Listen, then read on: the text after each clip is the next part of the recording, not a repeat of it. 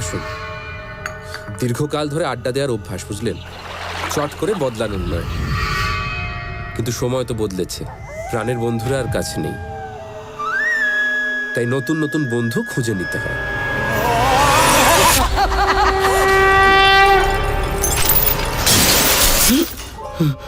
অধমের নাম নীলকণ্ঠ হালদার।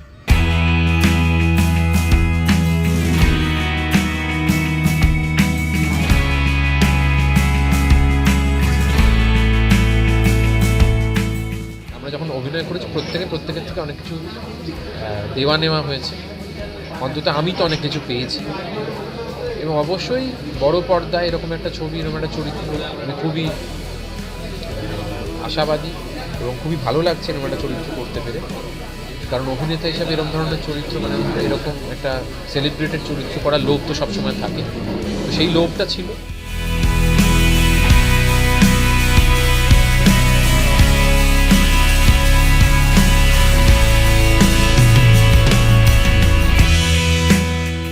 ভালো লাগছে, কারণ অনেক দিন আগে ছবিটা শ্যুট হয়েছে এবং একটা দীর্ঘ সময় ধরে এটা পোস্ট প্রোডাকশন চলেছে।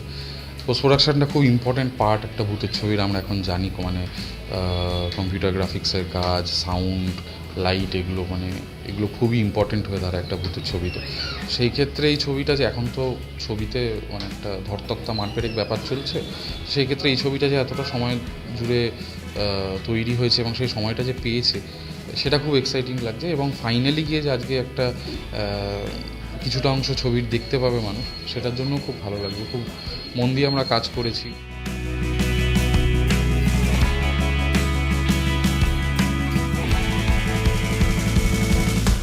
খুবই ভালো একটা দিন, যেদিনকে ভূতপূর্ব ট্রেলার রিলিজ হচ্ছে। অনেকদিন ধরে অনেকেই আমরা সবাই ওয়েট করছিলাম, আমিও নিজেও ওয়েট করছিলাম। তো ফাইনালি আজকে ভূতপূর্ব ট্রেলার রিলিজ হচ্ছে, তো ভীষণ এক্সাইটেড।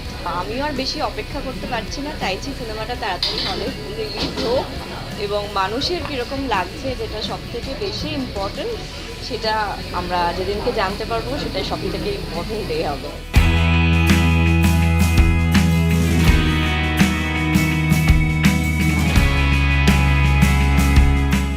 শ্যুটের সময় তো আমাদের কীরকম কাজ হয়েছে সেটা দেখার সুযোগ হয় না। আমরা ডাবিংয়ের সময় গিয়ে হয়তো কিছু অংশ, কিছু ঝলক দেখতে পাই যখন আমরা ডাবিং করি।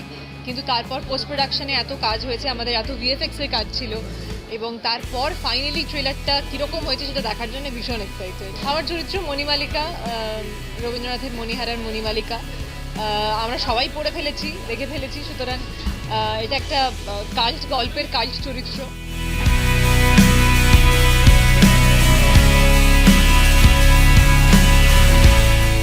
মুভিটা তো সাহিত্যিক গল্প, মানে তিনটে সাহিত্যের গল্প, ভৌতিক সাহিত্যের গল্প, যেটা আমরা পিক করেছি।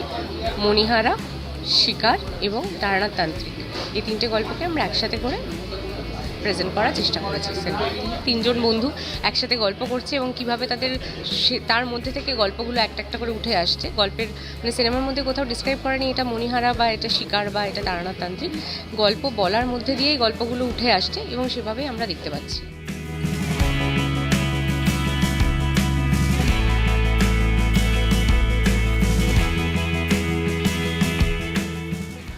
আমরা আমাদের প্রথম কাজ এটা ছবি নিয়ে, আমরা এর আগে থিয়েটার করতাম, তো তখন থেকেই এই ছবির প্ল্যান ছিল। প্রথম ছবি, অনেক পরিশ্রম করেছি, অনেক টার্ন অ্যান্ড টুইস্ট আছে, অনেক সারপ্রাইজেস আছে মুভির মধ্যে। ছবির গানে আমাদের গান গেয়েছে ইমন চক্রবর্তী, গেয়েছে তিমির বিশ্বাস, গেয়েছে শাহনাবাজ পেয়ে গেছে।